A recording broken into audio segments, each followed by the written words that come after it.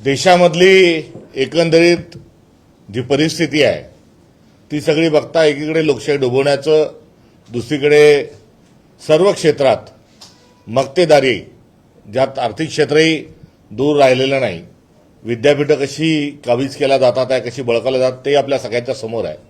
आणि या संपूर्ण प्रक्रियेमध्ये काँग्रेस पार्टी ज्या पद्धतीने लढत आहे त्या पद्धतीला आणि त्या विचारांना आणि त्या नेतृत्वांना, त्या पक्षाला बळ देणं ही आता सर्व स्तरातून एक मागणी आणि एक भूमिका बनत आहे. आणि या बनणाऱ्या भूमिकेच्याच अनुषंगानं आज काँग्रेस पक्षामध्ये अमोल महाडिकजी हे काँग्रेस पक्षात प्रवेश करीत आहेत. श्री महाडिक हे पेशाने पायलट आहेत. पायलट म्हणून त्यांनी दीर्घ सेवा ह्या दिलेल्या आहेत. ते एका सामाजिक क्षेत्रामध्ये संबंधित मोठ्या परिवारातले घटक आहेत. त्यांचे जे आजोबा आहेत हे आजोबा काँग्रेसचे होते. आज सकाळी त्यांना प्रवेशाच्या संदर्भात बोलत असताना त्यांचा भावुक चेहरा आणि त्याच्यावरचे हावभाव विचारत असताना त्यांना तुम्ही भावनिक का आहात हे जेव्हा विचारलं तेव्हा आमचा परिवार, आमचं घर हे काँग्रेसचं आहे आणि आज मला माझ्या आजोबांची आठवण येत आहे की जे काँग्रेसच्या विचारातून हे जगले वागले. त्याचाही त्यांचा असणारा उल्लेख हा कुठेतरी ते काँग्रेसचेच आहेत आणि त्याच विचाराचे आहेत आणि आपण आपल्या वाडवडिलांच्या पक्षात योगदान देणार आहोत अशा प्रकारची त्यांची व्यक्तिगत भूमिका आणि भावना एका बाजूला आहे. राहुल गांधींचं नेतृत्व, राहुल गांधी ज्या पद्धतीने मुद्दे आणतात ते तर आहेच आहेत. त्यांचा पक्षप्रवेशाच्या अनुषंगाने अजून एक त्याच्या निर्णयाची असलेली जी पार्श्वभूमी आहे ती आपल्याला सांगायची वाटते. त्यांच्या पत्नी ज्या आहेत ह्याही विमान कंपनीमध्ये एअर इंडियालाच होत्या आणि त्या विमानाचा जो अपघात अहमदाबादवरून जे लंडनला जाणारं जे विमान होतं त्या अपघातामध्ये त्यांच्या पत्नीचाही मृत्यू सव्वा वर्षापूर्वी हा झाला आहे.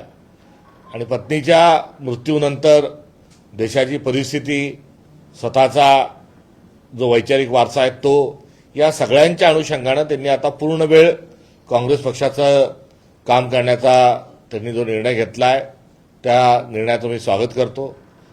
त्यांच्या माध्यमातून ज्या वेगवेगळ्या आमच्या काँग्रेसच्या विंग्ज आहेत त्यातलं प्रथमतः जी प्रोफेशनल काँग्रेस म्हणून जी एक आमची विंग आहे की जे प्रोफेशनल लोक आहेत त्यांच्याशी डायलॉग आणि त्यांना पक्ष संघटनेमध्ये काम करण्याच्या अनुषंगानं जे आमच्या संघटनेची एक विंग आहे, एक जो विभाग आहे त्या विभागाच्या समन्वयाची आणि त्या विभागाचा निर्वाह करण्याची जबाबदारी आम्ही त्यांना पक्षप्रवेशाच्या नंतर या ठिकाणी देत आहोत.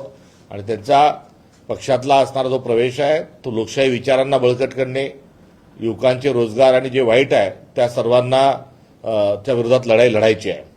मला हेही सांगू द्या की एकंदरीत विमान अपघातांच्या अनुषंगानं ते वास्तविक पाहता काँग्रेसमध्ये न येता ते एखाद्या सत्ताधारी पक्षातही जाऊ शकले असते. ते सत्ताधारी पक्षातल्या काही घटकांशी त्यांचा संबंध देखील आहे. मात्र अजितदादा पवारांसारखं एक मोठं व्यक्तिमत्व, एका पक्षाचे सर्वेसर्वा, नुसते प्रमुखच नाही, त्यांच्या विमान अपघात झाल्यानंतर त्यांचा पक्ष, त्यांच्या ज्या सरकारमधले जे घटक होते ते या संदर्भात एक शब्दही हे बोलायला तयार नाही, चौकशी करायला तयार नाही. पुरावे असताना त्यावर चर्चा कुठे होत नाही. सीबीआय नावाला गुन्हे दाखल करून घेते, त्याचं पुढे काही होत नाही. जो अहमदाबादचा झालेला जो अपघात आहे त्या अपघाताची सरकार चौकशी करायला तयार नाही.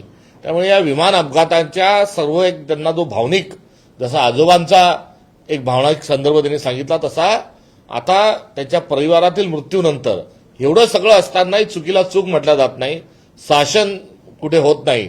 म्हणून त्यांची कासाविस्ता जी आहे ती असणं स्वाभाविक आहे. आणि काँग्रेस पक्षच या सगळ्या जे काही स्कॅन्डल चालले आहेत या सगळ्यातून काँग्रेस पक्ष न्याय मिळवून देऊ शकतो, ही देखील एका बाजूला त्यांची असणारी भूमिका आहे. मी त्यांचा आपल्या सर्वांच्या साक्षीनं समक्ष या ठिकाणी काँग्रेस पक्षात त्यांचा प्रवेश घेत आहे.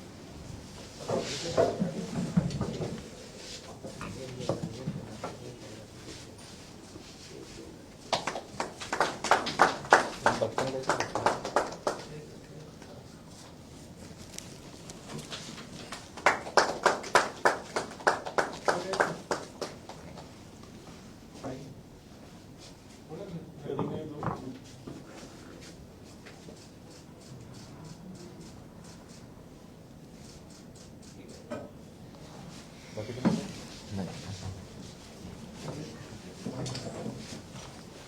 त्यांच्या समवेत एअर इंडिया या अग्रगण्य विमान कंपनीचे जे पायलट संघटनेचे जे अध्यक्ष आहेत ते देखील महाराष्ट्रातल्या मुंबईतल्या ते देखील या ठिकाणी आहेत.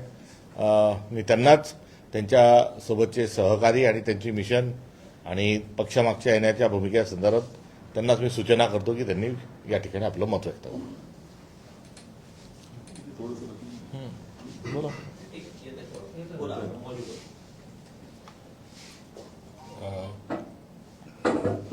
सर्वप्रथम मी कैलासवासी दत्ताजीराव तटकरे आणि माझ्या पत्नी कैलासवासी अपर्णा अमोल महाडिक यांच्या पुण्यस्मृतीला अभिवादन करतो.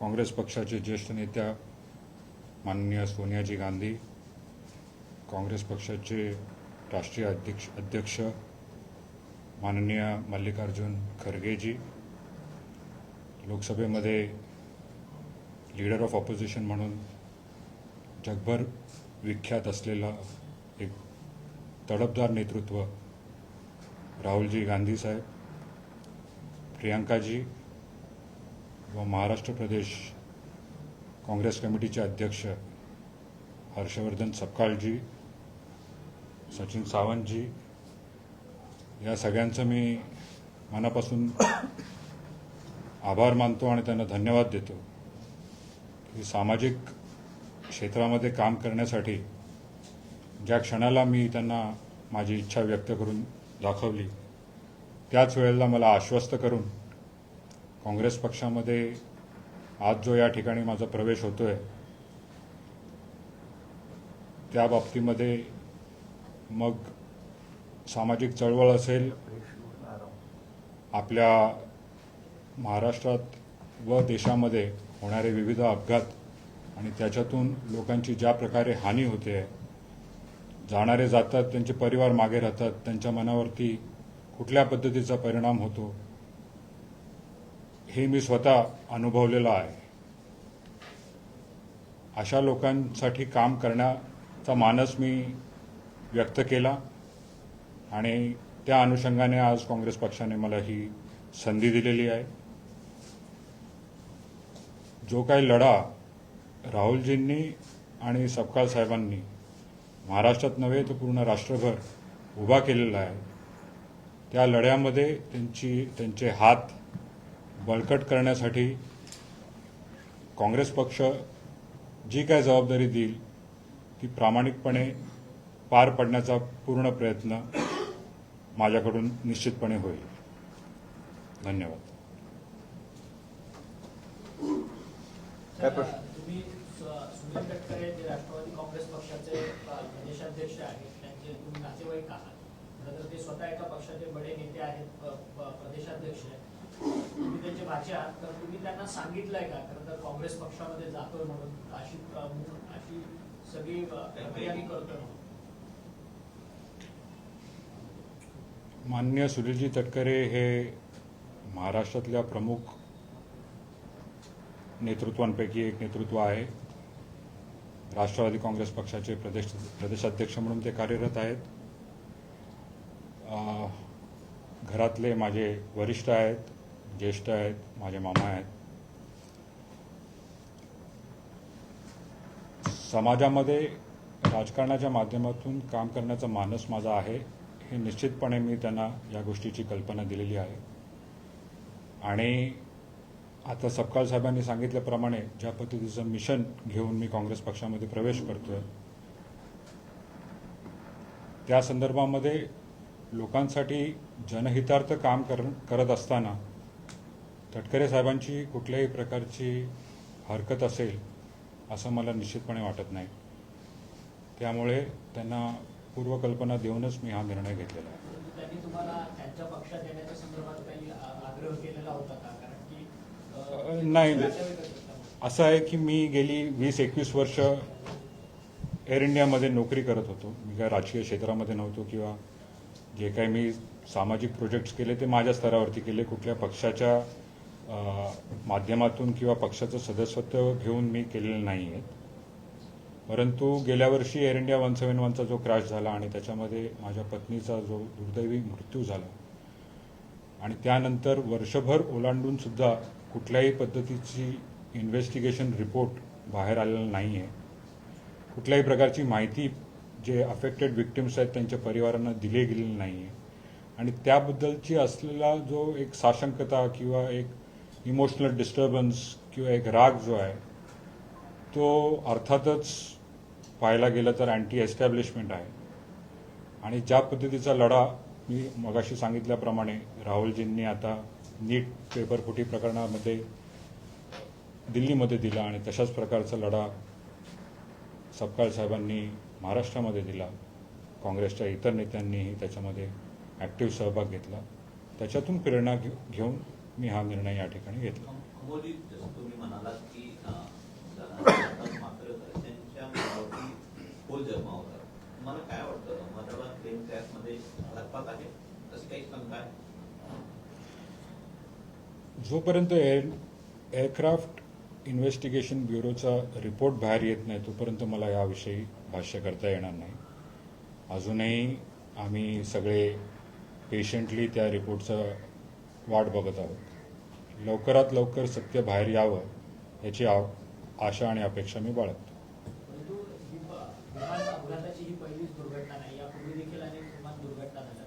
अजित पवार जे राष्ट्रवादी काँग्रेस पक्षाचे अध्यक्ष होते, राष्ट्रीय अध्यक्ष, त्यांचा देखील विमान अपघातात मृत्यू झालेला आहे. तर ही सगळी जी परिस्थिती बघता AIBचा जो रिपोर्ट येणं अपेक्षित असतो कार्यकाळात तो येत नाहीये. कुठेतरी सरकार या सगळ्याला विलंब करत आहे का? काय नक्की याच्यामध्ये टेक्निकॅलिटीज आहे? कारण की तुम्ही स्वतः 20 वर्ष त्या सगळ्या सर्व्हिस तुम्ही केली आहे. मला असं वाटतं की जे काही खाचेखोचे आहेत, लूप होल्स ज्याला आपण म्हणतो, त्याचा पूर्ण उपयोग करून जास्तीत जास्त वेळ विलंब करून ही गोष्ट लोकांच्या मनातून किंवा जनमानसांच्या स्मरणातून निघून गेल्याच्या नंतर काहीतरी थातूरमातूर रिपोर्ट पुढे करायचा अशा पद्धतीचं त्यांचं सध्याचं सगळं काम दिसतंय. कारण जो त्यांनी प्रिलिमिनरी रिपोर्टसुद्धा काढला होता त्याच्यामध्ये त्यांनी कुठल्याही प्रकारचे डिटेल्स न देता पूर्णपणे जो आहे तो आरोप कमांडर सुमित सबरवाल यांच्यावरती केला होता की त्यांच्यामुळे विमान खाली गेलं. पण त्यात कुठल्याही पद्धतीचं तथ्य नाही आहे हे मी आधीही सांगितलेलं आहे. आणि आता जोपर्यंत रिपोर्ट येत नाही तोपर्यंत ह्याच्या पुढे आणखीन या क्षणाला तरी मी भाष्य करू शकतो. तुमचं घराणं सपकाळ साहेबांनी सांगितलं की काँग्रेस विचारसरणीचं होतं. पहिल्याच त्यांनी काय भावना आली जेव्हा हर्षवर्धन सपकाळ तुमच्याशी रूबरू झाले? इथे मी विशेष धन्यवाद देईन मीडिया कोऑर्डिनेटर महाराष्ट्र प्रदेश काँग्रेस कमिटीचे श्रीनिवास बिक्करजी यांना. मी मागच्या महिन्यात 30 जूनला मी पहिल्यांदा इकडे भेटायला आलो होतो. तेव्हा सपकाळ साहेब ऑफिसमध्ये आहेत हे सुद्धा मला, टिळक भवनात आहेत हे सुद्धा मला माहिती नव्हतं. परंतु त्यांना भेटल्याच्या नंतर, बिक्करजींना भेटल्याच्या नंतर पहिल्या 15 मिनिटातच त्यांनी माझी भेट सपकाळ साहेबांशी घालून दिली. आणि जेव्हा माझी भेट झाली आणि ज्या पद्धतीने झाली, मला खऱ्या अर्थाने असं वाटलं की आमचं कोलाडला आधीचं घर होतं जिथे अण्णांचं वास्तव्य राहिलेलं आहे, त्या घरात मी पुन्हा परत आलोय अशीच भावना माझी सपकाळ साहेबांना भेटल्याच्या नंतर होती. कोण कोण सोबत आहे? सोबत कोण कोण आलं? सर, अभिजित लिपकेच्या आंदोलनानंतर आता शिवसेनेचे नेते जे आहेत ते त्यांच्या घरी जाऊन गाठीभेटी घेतात. संजय शिरसाट असतील, बच्चू कडू असेल, चंद्रकांत खैरेंनी देखील भेटल्या. भेटीकडे कसं पाहतात? मेहनत करे मुर्गा अंडा खाय फकीर. परंतु सर या सगळ्या संदर्भात आता म्हणजे चढावट निर्माण झाली का? कारण की उद्धव या म्हणीत सगळं आलं. पण उद्धव ठाकरेंनी अभिजित लिपकेंना आंदोलन सुरू असताना जंतर मंतरला जाऊन भेट देऊन त्यांची त्या ठिकाणी भेट घेतली. त्याच्यानंतर मात्र शिंदेचे नेते मात्र आता आंदोलन संपल्यावरती नाही, मुद्दा या एकंदरीत हा जो लढा आहे त्या लढ्यामध्ये याचा जो एल्गार आहे या मुद्द्याला घेऊन हा काँग्रेस पक्षाने राहुल गांधींनी केला आहे सर्वश्रुत आहे. छात्रवृत्ती घेऊन या कार्यक्रमाच्या आधीपासून मागच्या संसदेमध्ये राहुल गांधींची भूमिका, झेनझी आज ज्याचा एक फार परवलीचा शब्द वापरला जातो, त्यांच्यासोबत डायलॉग, राहुल गांधींनी त्यांच्याशी भेटणं, हे सगळं सुरू असतानाच कोर्टाच्या एका वर्डिक्टच्या नंतर एक पार्टी जन्माला आली. सोबतच इतरही काही अनेक संघटना संस्था तिथे त्यासोबत विचारासोबत आला आणि हा युवकांचा लढा म्हणून हा पुढे आला. आता युवकांचा लढा पुढे आल्यानंतर कोणची पार्टी काय काय कुठे कुठे हा विषय सगळा आपल्या ठिकाणी आहे. मात्र मूळ मुद्दा हा आहे की सतत लगातार कशा हा पेपर का फुटतो. जो आजार आहे तो आजार सोडून दुसरी ट्रीटमेंट मोदी करतात आहे. विषय काय की 152 वेळा पेपर का फुटले, ज्यांनी पेपर फोडले त्यांना जेलमध्ये टाका, त्यांना आरोपी करा, ते फोडणारे कोण होते त्याची नैतिक जबाबदारी स्वीकारा, राजीनामा द्या, हा असणारा एकंदरीत आशय होता. त्यासोबतच पेपर कसे फुटणार नाही याचं धोरण ठरवा हा इलाज होता. मात्र या कशावरही उपचार झाले नाही. जर पेपर फोडला तर 10 वर्षाची शिक्षा, 10 कोटीचा दंड. अरे तो पेपर फुटताच कामा नये याच्यावर चर्चा व्हायला होती, ती झाली नाही. मुलांवर अमानुष लाठी हल्ला केला, त्यांच्यावर त्या बंदुकीचा त्या ठिकाणी वापर झाला.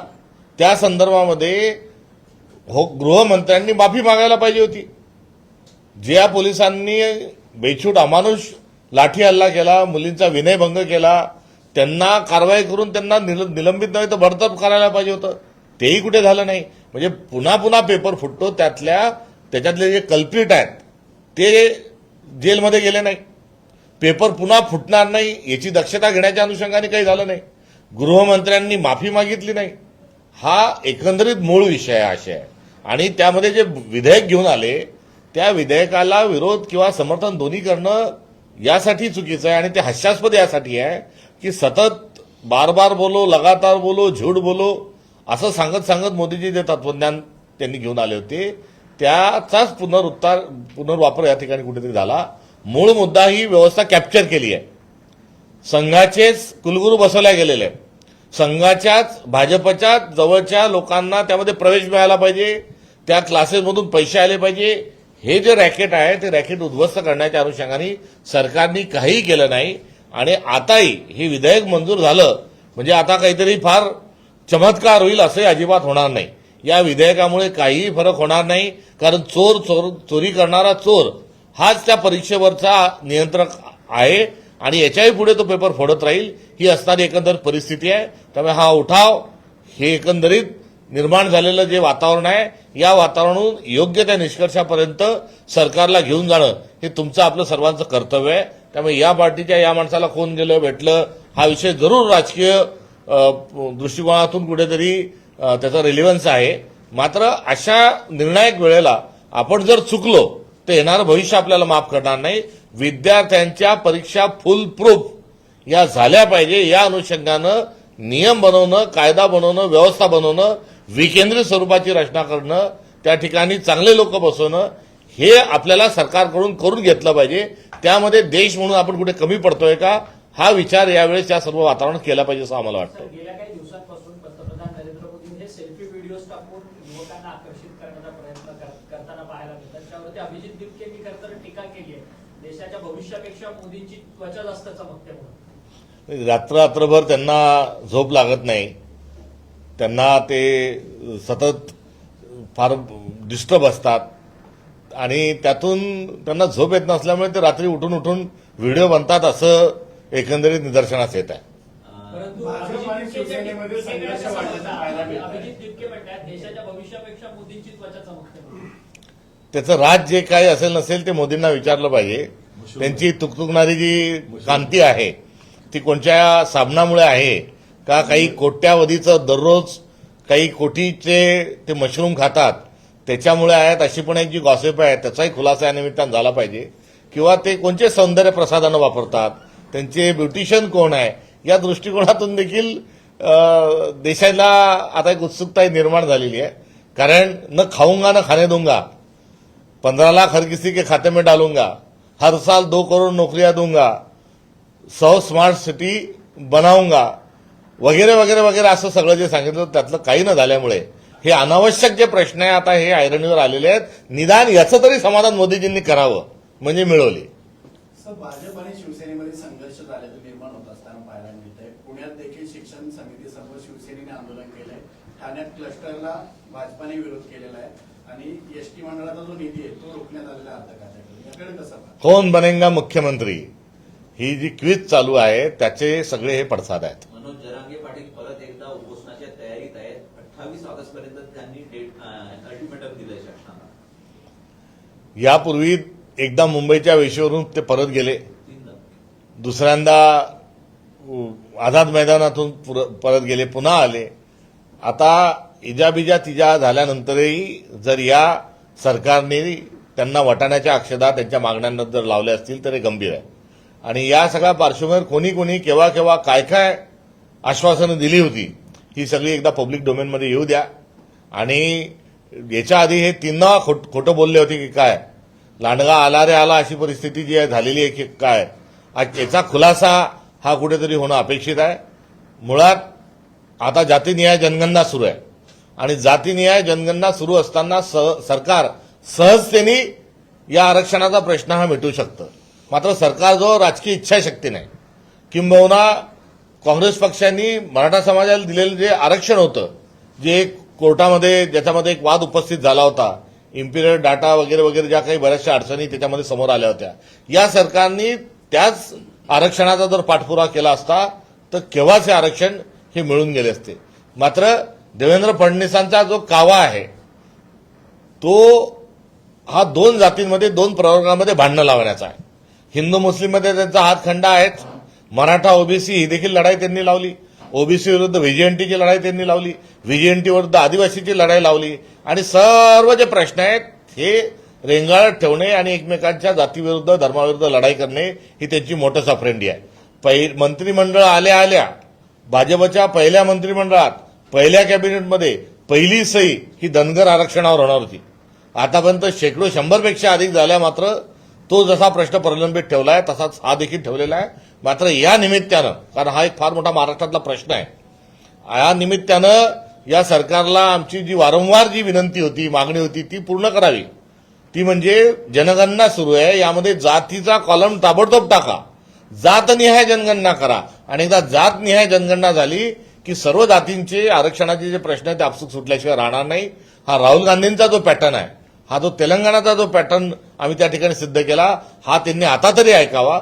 मात्र जातनिहाय जनगणना न करणे याचाच अर्थ आरक्षणाच्या मागणीला कुठेतरी बाजूला सारणे ही एकंदरीत भारतीय जनता पक्षाची असणारी रणनीती ही आपल्या समोर येते. त्यामुळे 2 जातींना, 2 धर्मांना, 2 व्यक्तींना भांडणं लावायचं आणि टाळूवरचं लोणी खायचं, हा देवेंद्र फडणवीसांचा जो कावा आहे या सर्व गोष्टींकरता कारणीभूत आहे. आता तरी त्यांनी ताबडतोबीनं जातनिहाय जनगणनेमध्ये जात टाकावी आणि जातीनिहाय जनगणनेच्या संपूर्ण अहवालानंतर सर्व समाजाची आणि अर्थात मराठा समाजाचाही आरक्षणाचा प्रश्न मोकळा करावा. सर, आज हायकोर्टाने खरं तर मंत्रालयाच्या कॅन्टीनच्या अस्वच्छतेच्या संदर्भात टीका टिप्पणी केलेली आहे. स्वतः कोर्टाने खरं तर एक वकिलांची टीम जी आहे ती ही अस्वच्छता इन्स्पेक्शन पाहणी करण्याकरता पाठवलेली. त्यावेळेस मात्र मंत्रालयाच्या कॅन्टीनमध्ये तारांबळ कर्मचाऱ्यांची उडालेली पाहायला मिळत होती. अनेक ठिकाणी अस्वच्छता त्या ठिकाणी आढळून आलेली आहे. आणि या सगळ्या संदर्भात आता थोड्याच वेळात कोर्ट सुद्धा या सगळ्या त्याचा परवाना जो निलंबित केला मंत्रालयाच्या कॅन्टीनचा त्या संदर्भात निकाल देणार. जिथे अन्न शिस्त, जिथे स्वच्छता असली पाहिजे आणि ती नसेल तर परवाना रद्द करण्याचा जो मुद्दा आहे तो अत्यंत रास्त आहे. मात्र सरकारच्या अनुषंगानं हा जर आता मंत्रालयातल्या कॅन्टीनची प्रश्न येत असेल तर मला अधिक पुढे घेऊन जायचं आहे. एकंदरीत हे सरकार निर्माण होतानाच तिथे स्वच्छता पाळल्या गेलेली नाही. जेवढी घाण झालेली आहे सरकार स्थापन होत असताना, इतकी घाण केलेली आहे की त्या घाणीतून हे सरकार आलेलं आहे. त्यामुळे या सरकारचाच परवाना जो आहे हा कुठेतरी रद्द करून टाकला पाहिजे असं म्हटल्यास चुकीचं ठरणार नाही. नमो महासन्मान योजना आहे महाराष्ट्र राज्यामध्ये, त्यामध्ये आर्थिक वर्ष 26-27 मधील या योजनेच्या अंतर्गत डिसेंबर ते मार्च आणि एप्रिल ते जुलै या काळातील 2 हप्त्यांचं वितरण रखडलंय. खिशात नाही नाना आणि मला म्हणा अण्णा अशी एक जी काही म्हण आहे तिचा प्रत्यय हा या सरकारच्या निमित्ताने वारंवार येत आहे. आणि ट्रिपल इंजिन, चौबल इंजिन सरकार म्हणून सदा ते मार्केटिंग सातत्याने करून घेत असतात. पाठ थोपटतात. म्हणे आमचे नरेंद्र मोदींशी खूप चांगले संबंध आहेत, म्हणे आमचं केंद्रामध्ये खूप वजन आहे आणि लगातार महाराष्ट्रातल्या म्हणजे माशी शिंकली तरी निर्णयाच्या समुपदेशनाकरता यांना अमित शहांजवळ जावं लागतं. आता ही यांची दिल्ली दरबारी असणारं कनेक्शन आहे आणि यांची फार मोठी तिथे पत आहे असं ते सांगतात. एकदा एक मुख्यमंत्री 2 उपमुख्यमंत्र्यांनी दिल्लीत जाऊन बसावं आणि महाराष्ट्राकरता एक विशेष पॅकेज जे आहे हे विशेष पॅकेज त्यांनी घेऊन यावं. त्यांची खरंच जर पत असेल, त्यांना खरंच जर हे ट्रिपल इंजिन सरकार असेल तर त्यांनी तिथून आणावं आणि ते एक विशेष पॅकेज आणून संपूर्ण कर्जमाफी करावी. लाडक्या बहिणीला 1,500चे 2,500 रुपये करावेत. ज्या गाळल्या गेलेल्या वगळलेल्या ज्या लाडक्या बहिणी आहेत त्याचा त्याच्यामध्ये समावेश करावा आणि सगळ्या सरकारच्या ज्या घोषणा आहेत त्या पूर्ण कराव्यात. आणि यांच्याजवळ जर दिवाळखोरीकडे हे जर निघालेले आहेत तर तातडीने यांनी केंद्र सरकारकडून विशेष पॅकेज महाराष्ट्राकरता घेऊन यावं. अन्यथा आणि आर्थिक परिस्थिती चांगली असेल तर त्यांनी तातडीने लाडक्या बहिणीचे 2,500 करावे, वगळलेल्या लाडक्या बहिणीचा समावेश करावा, संपूर्ण कर्जमाफी जी आहे ती करावी, नमो नमो नमो जे म्हणतात काय त्याची पूर्तता करावी. आणि यासाठी एक राखीव जो निधी आहे, कारण शक्ती महापीठसाठी त्यांनी 88 कोटी रुपये हे बाजूला काढून ठेवलेले आहेत. तर ते 88,000 कोटी जे बाजूला काढून ठेवले आहेत ते जरा इकडे घ्या, कारण ते 88,000 मध्ये फार मोठा मलिदा यांना भेटणार आहे. समृद्धी महामार्गामध्ये 2,000 कोटीचा भ्रष्टाचार केला होता, आता 20,000 कोटीचा भ्रष्टाचार त्यांना शक्ती महापीठातून करायचा आहे आणि तो वेगळा काढलेला निधी असल्यामुळे कर्जमाफी पूर्ण मिळत नाही आणि इतरही योजना पूर्ण होत नाहीत. त्यामुळे त्यांनी जो हट्ट आहे हा शक्ती महापीठाचा तो सोडावा. यांनी एक खूपच अजब वक्तव्य केलं आहे. त्यांनी असं सांगितलं आहे की जे आंदोलनकर्ते होते त्यांच्या दगडाची जी फुटप्रिंट आहे ती आधारशी देखील लिंक होईल. ते नरेंद्र मोदींच्या पठडीतले आणि त्यांच्या पक्षातले आहेत चंद्रकांत पाटील साहेब. त्यामुळे नरेंद्र मोदीजींनी जसं चहाच्या नालीच्या वर झाकण ठेवून गॅस तयार करून चहा ठेवण्याचं तंत्रज्ञान शोधलं होतं. ढगं असताना विमान चालवायचं म्हणजे ते रडारवर कुठे दिसणार नाही असं जे एक संशोधन केलं होतं, त्या संशोधनाचा पुढचा टप्पा जो आहे आता हा दगडावरच्या फिंगरप्रिंट आधार कार्डशी लिंक करण्याचा एक खूप मोठा मूलभूत स्वरूपाचा एक शोध हा चंद्रकांत पाटलांनी लावल्याचा दावा केलेला आहे. डोक्यावरला हात लावून जर हात फिरवून जर दगड उचलला तर अधिक ठळक स्वरूपामध्ये फिंगरप्रिंट येतात, कारण तेल असतं.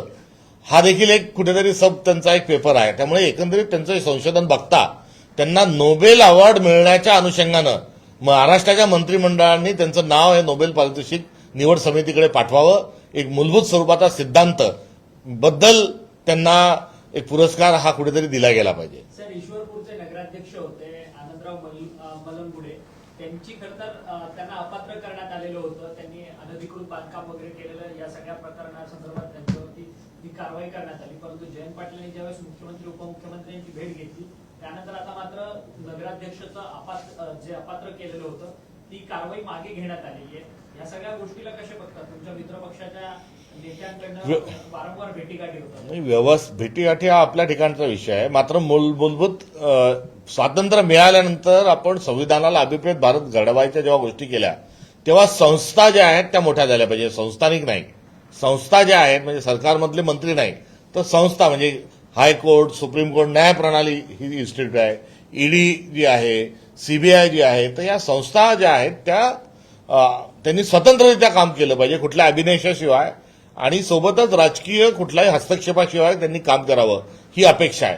या शृंखलेमध्ये जात पडताळणी समिती जी आहे या जात पडताळणी समितीलाही तशाच प्रकारचे अधिकार आहे की जिथे सरकारमध्ये कोण आहे, सत्तेत कोण आहे, कोण मंत्री आहे, कोण मुख्यमंत्री आहे न बघता व्हॅलिडिटी कमिटीने जातीची पडताळणी करायची हे अभिप्रेत आहे. मात्र आता ती काम ती संस्था करत नाही. तिचंही कुठेतरी आता ती पण राजकीय राजकर्त्यांनी दावणीला बांधून ठेवली आहे असं या प्रकरणातून आपल्या समोर येईल.